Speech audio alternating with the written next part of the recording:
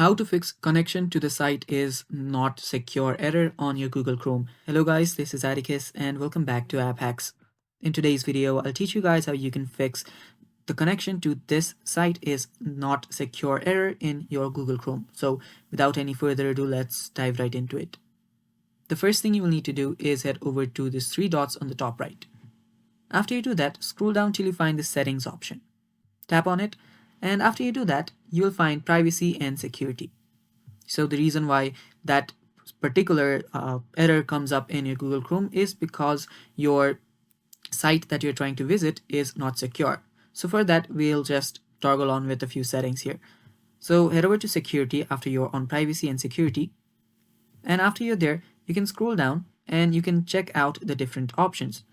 Now right here, what you'll need to do is you will need to choose on a setting that is no protection. Now what this does is that your restrictions in visiting not safe sites, that is which are not secure, that will not be there. So if you'll simply need to turn off your secure browsing, and after you do that, your problem should get fixed. Now also, if you are facing some other issues, you can restart your Chrome and then you are good to go.